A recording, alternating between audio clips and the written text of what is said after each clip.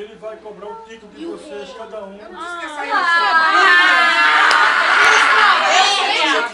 Eu sabia que tinha propina nesse discurso. Vem, Júlio. Vem comprar o tênis, Júlio Febre. Cadê a meia? Está.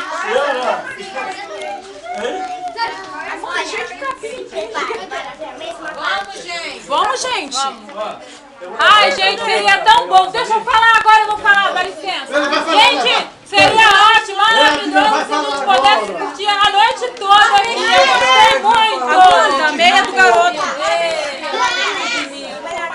Ó a buchudinha, agarra a buchudinha lá. A barriguinha linda. Ó, buchudinha. Olha pra cá, buchudinha. Olha a pepetinha do bebê. Buchudinha. Fala, Edson. Já falei, queria que ficasse a noite toda, mas não deu. Amanda, pega dele pra qualquer. Eu deixei na mesa junto com o telefone.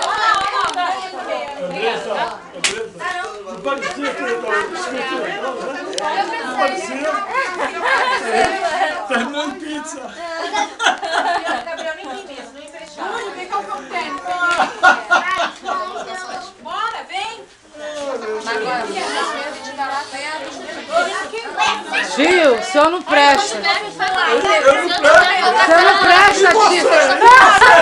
Sexta-feira. É porque eu trabalho sábado. Porque senão eu ia com vocês. Se eu tiver faculdade, eu te ligo. Aí no sábado Aí eu eu, te a gente ligo. não vai no sábado, de tarde, quando eu chegar do trabalho. Aí eu falei com ela, se ela vai depender dela ir também. Eu sou por ela. D'Artagnan, tu usa óculos desde quando? Mas você vai Deixa lá aquele em Natal. buboninha lá. Desde novinho? Deixa aquele bumbum. Obrigada, moço. Deixa aquele bombom. Falar nisso, tá faltando doce mesmo. Só tem bala e pirulito. Não é maravilhoso?